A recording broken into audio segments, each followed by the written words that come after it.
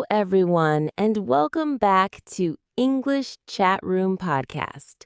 I'm your host, Rose, and I'm absolutely thrilled you joined me today. In my 15 years of teaching English to students from over 40 countries, I've discovered something remarkable. There's a secret formula that can unlock fluency for anyone, regardless of your current level. Today, I'm going to share that formula with you. My teaching philosophy has always been simple yet powerful. Master the foundation, and everything else becomes possible. I believe every single one of you has the potential to speak English confidently, and I'm here to guide you every step of the way. What makes today's lesson truly special? We're going to focus on just 5 English tenses that will revolutionize your communication skills and give you the confidence to express yourself in almost any situation. Now, you might be wondering, Rose, why focus on just 5 tenses? Here's the incredible truth that will change how you think about English grammar forever. These 5 essential tenses make up an astounding 90 to 95% of all English communication. Think of it this way. Imagine English grammar as a massive toolbox with hundreds of tools.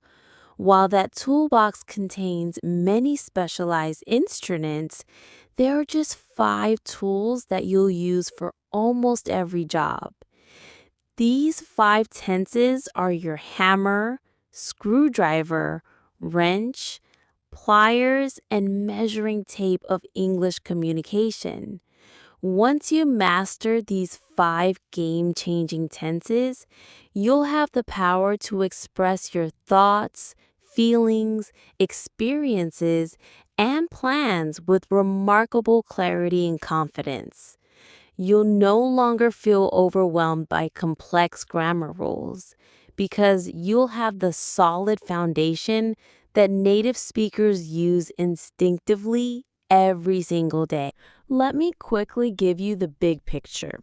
English has 12 main tenses organized into 4 time periods: past, present, future, and perfect, each with simple, continuous, and perfect forms. But here's what most textbooks won't tell you. In real conversation, native speakers rely heavily on just 5 of these 12 tenses for the vast majority of their daily communication. Let's dive into our first powerhouse tense, present simple.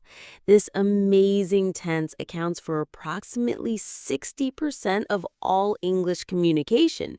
That's more than half of everything we say. We use present simple for habits, routines, facts, and general truths. For example, I work in marketing. She drinks coffee every morning. The sun rises in the east, and we live in Toronto. Here's where students often struggle. They forget the S in third person singular. Remember, he works, not he work. My memory trick? Think of the S as a crown. Third person singular gets the royal treatment. Another common mistake is using present simple for actions happening right now. Don't say, I write an email now. That's present continuous territory. Present simple is your go-to for describing your regular life, stating facts, and talking about permanent situations. Practice this. I speak English. My brother teaches math. Dogs love walks. Our second essential tense is past simple, making up about 20% of our daily conversations. This is your storytelling tense. use it for completed actions in the past. Examples include, I visited Paris last year.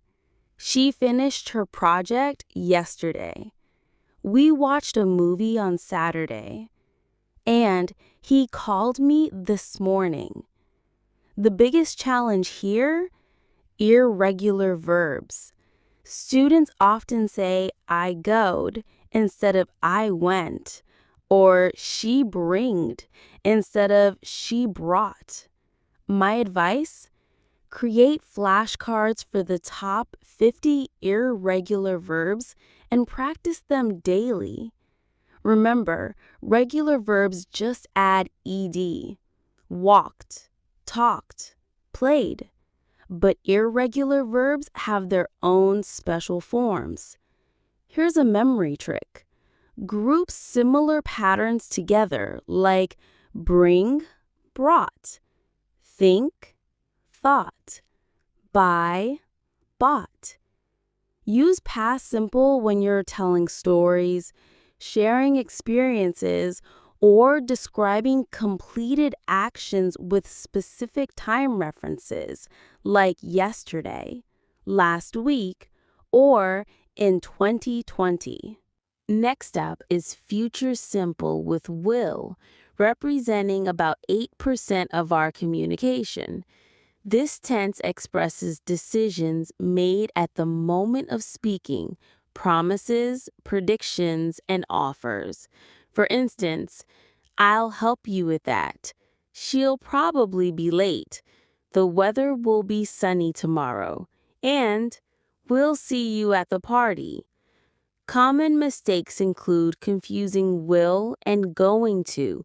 Use will for spontaneous decisions and going to for planned actions.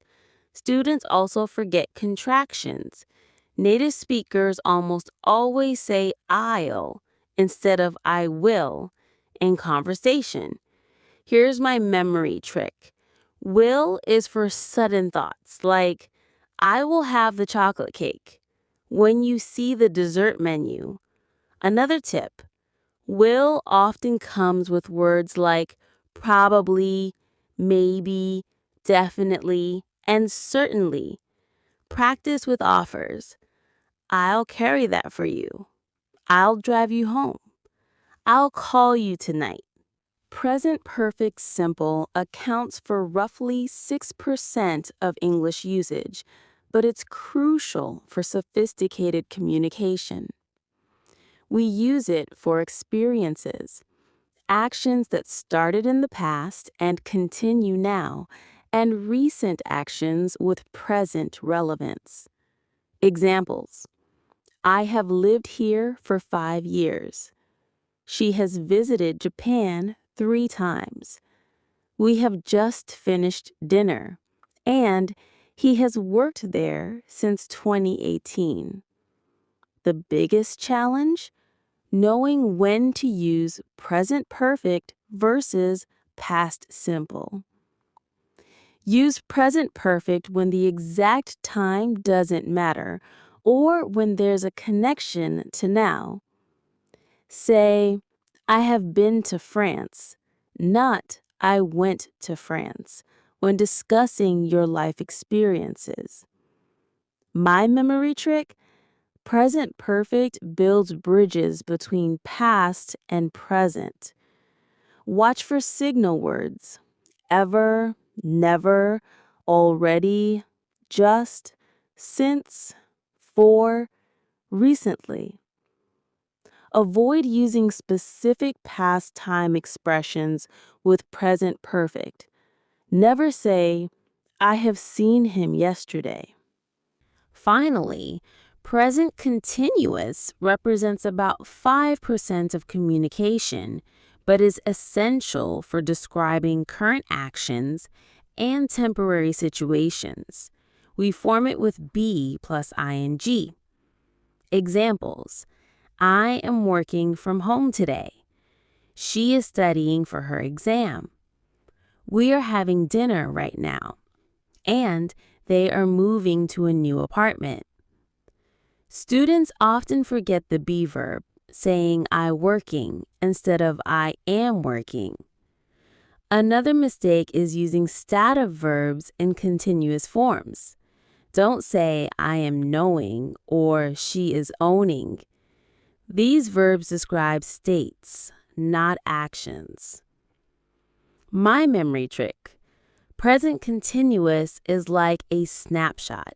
It captures what's happening at this exact moment.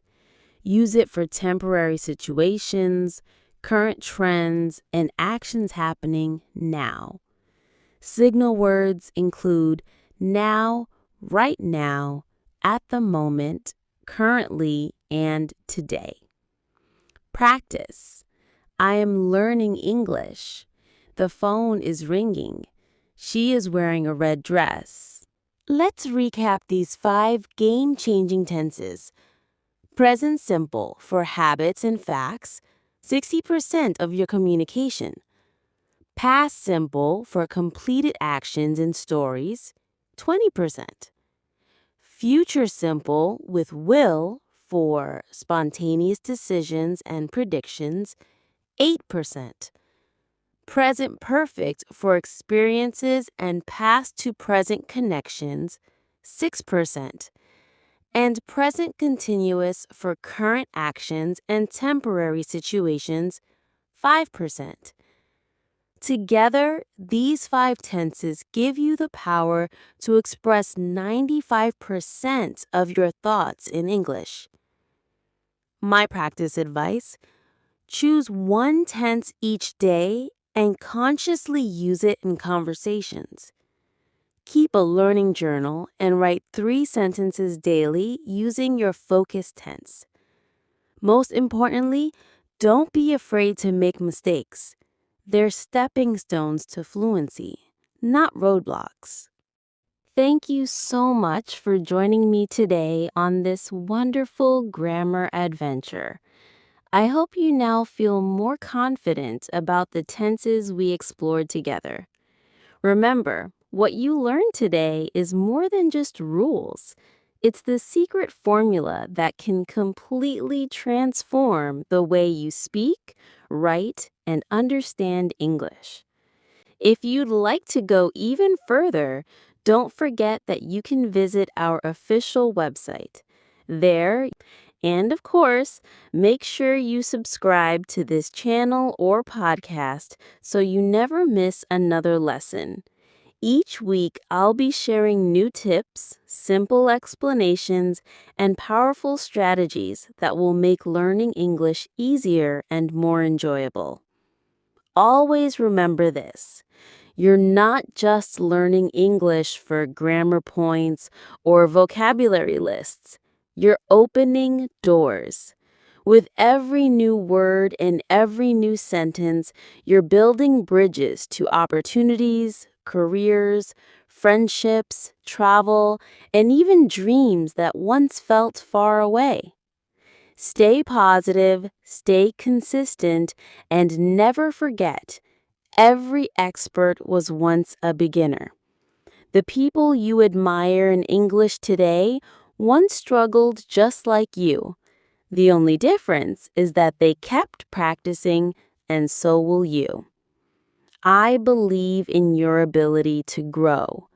I believe in your ability to speak with confidence, and I believe in your ability to make English a true part of your life. So until next time, this is Rose from the English Chatroom podcast, reminding you to keep learning, keep growing, and most importantly, keep chatting in English. You are doing amazing, and the best is yet to come.